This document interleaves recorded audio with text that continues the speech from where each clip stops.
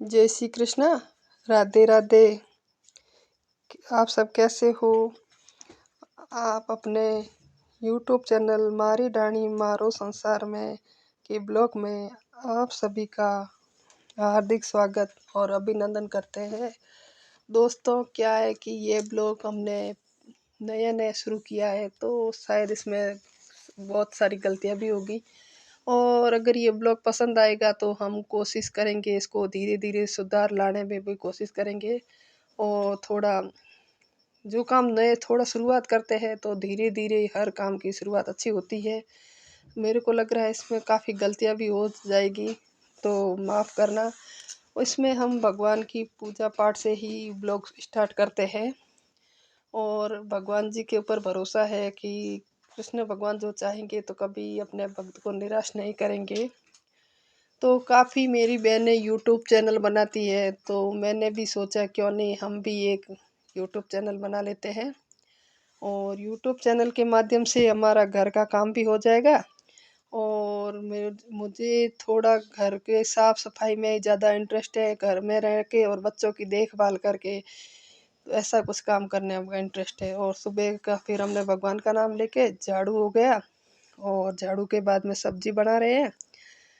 और बच्चों की क्योंकि टिफ़िन की सुबह सुबह भाग दौड़ रहती है जल्दबाजी में, तो ये हमारी सब्जी बन रही है। और अभी जब बच्चों के स्कूल का भी टाइम हो जाएगा तो मैंने सोचा क्यों नहीं मैं जो पुरानी संस्कृति में रह के ही मैं अपना ब्लॉग बनाऊंगी, और ब्लॉग चालू करने की उम्मीद है।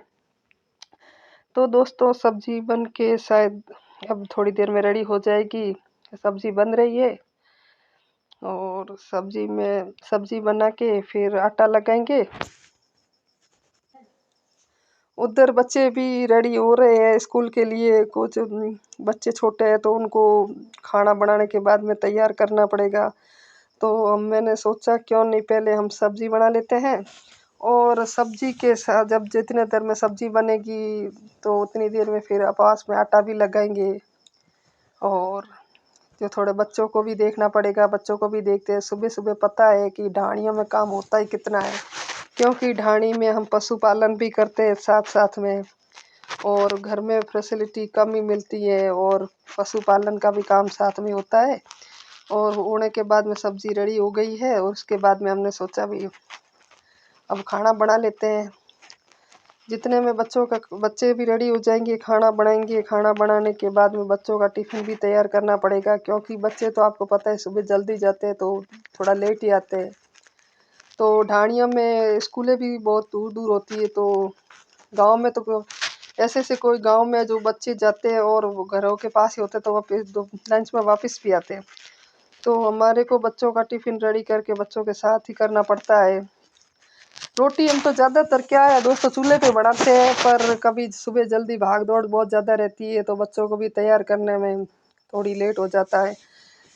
और अभी सासू माँ थोड़ी खेत में चली गई, नहीं तो वो थोड़ा हाथ बटा देती। तो अब बच्चों को भी रेडी करना है और रोटियां भी बनानी है, तो फिर इसलिए हम गैस पे बनाते हैं, नहीं तो वरना ज़्यादा कर तो हम चूल्हे पे ही रोटियां बनाते हैं।